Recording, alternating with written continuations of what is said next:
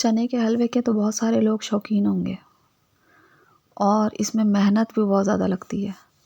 अगर आप लोगों के घर की ख़वातीन बड़ी मेहनती हैं तो तभी बना सकती हैं। खैर, इसके बनाने के प्रोसीजर पे चलते हैं। मैंने चने की दाल जो है आधे घंटे तक भिगोई, फिर मैंने उसको भिगोने के बाद दूध में मिल्क में बॉईल किया। जैसे ही वो हल्की हल्की सी जो है गल गई तो फिर मैंने उसको कूट लिया।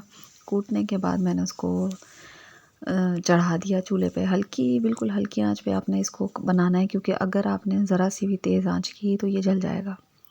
आपने सारा प्रोसीजर हल्की आंच में करना है। आप मेरी इसकी वीडियो की स्पीड चेक कर रहे होंगे, ये सिर्फ इस वजह से क्योंकि काफ़ी टाइम लगता है इसको बनाने में। मैंने स्पीड बढ़ाकर इसको जो है ना बहुत शॉर्ट वीडियो कर दी है, वरना मेरा बहुत टाइम लगा है, बहुत ज़्यादा।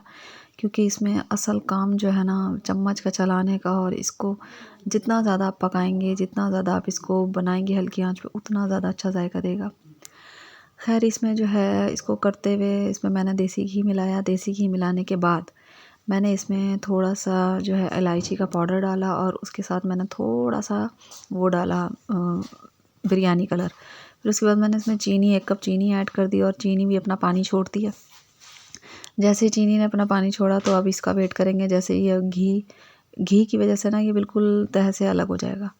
जैसे ही ये तह से अलग होगा फिर इसका जो है ना ये लास्ट प्रोसीजर होगा, वरना ये करते रहें पकाते रहें, क्योंकि मुझे बहुत टाइम लगा। बहुत टाइम के बाद इसको मैंने इसमें निकाला है। हमारे पास इस टाइम यही अवेलेबल थी। मैंने उसमें थोड़ा सा देसी घी नीचे लगा दिया, फिर उसके ऊपर मैंने इसको डाल दिया। ये देखिए चम्मच के ज़रिए तो ये हो नहीं रहा था, फिर मुझे हाथों से करना पड़ गया।